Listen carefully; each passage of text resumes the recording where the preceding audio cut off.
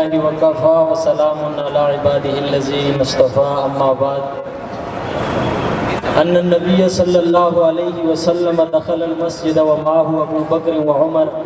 أحدهما عن يمينه والآخر عن شماله فقال هكذا نبعث يوم القيامة۔ اللہ کے نبی صلی اللہ علیہ وسلم کا ایک منظر صحابہ کرام نے بیان فرمایا۔ آپ علیہ السلام مسجد کے اندر داخل ہوئے، حضرات صحابہ کرام تشریف فرما تھے۔ اللہ کے نبی صلی اللہ علیہ وسلم نے پوچھا کیا کر رہے تھے؟ کہا آخرت کا ذکر کر رہے تھے، آخرت میں اللہ کے حضور پیش ہونے کو یاد کر رہے تھے، آخرت کی فکر میں لگے تھے۔ اللہ کے نبی صلی اللہ علیہ وسلم نے فرمایا کہ تم آخرت کی فکر میں لگے تھے،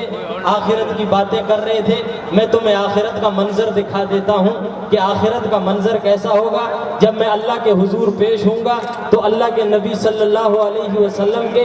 اس عمل کو صحابی بیان کرتا ہے کہ نبی پاک مسجد کے اندر داخل ہوئے، آپ کے ایک طرف ابو بکر صدیق تھے، ایک طرف عمر فاروق تھے، وَهُوَ آخِذٌ بِأَيْدِيهِمَا، نبی پاک نے دونوں کے ہاتھ پکڑے تھے۔ توجہ کی ضرورت اس بات پر ہے کہ صحابہ نے یعنی ابو بکر نے حضور کا ہاتھ نہیں پکڑا، عمر نے حضور کا ہاتھ نہیں پکڑا۔ اگر انہوں نے پکڑا ہوتا کوئی کہنے والا کہہ سکتا تھا انہوں نے پکڑا تھا، نبی نے تھوڑی پکڑا تھا، لیکن بیان کرنے والا بیان کرتا ہے تو کہتا ہے وَهُوَ آخِذٌ بِأَيْدِيهِمَا کہ حضور نے دونوں کے ہاتھ پکڑے ہیں، اور دونوں کے ہاتھ پکڑ کر اللہ کے نبی صلی اللہ علیہ وسلم نے ہاتھ اٹھا کر فرمایا فقال هَكَذَا نُبْعَثُ يَوْمَ الْقِيَامَةِ، قیامت کا منظر دیکھو، میں محمد جب آؤں گا میرے ایک ہاتھ میں ابو بکر ہوگا، ایک ہاتھ میں عمر ہوگا۔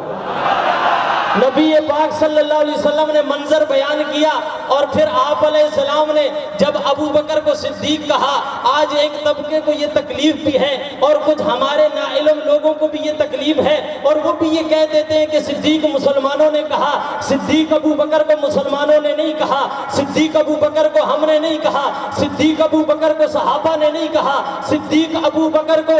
نبی نے بھی نہیں کہا، صدیق ابو بکر کو اللہ نے کہا ہے۔ اگر تمہیں گواہی چاہیے میں تمہیں گواہی علی المرتضیٰ کی دیتا ہوں، آؤ علی المرتضیٰ کے دروازے پہ۔ جب رسول اللہ نے ابو بکر کو صدیق کہا تو حضرت علی رضی اللہ تعالیٰ عنہ ایک طرف کھڑے تھے، اور انہوں نے نبی پاک صلی اللہ علیہ وسلم کا یہ قول سن کے فرمایا واللہ للہ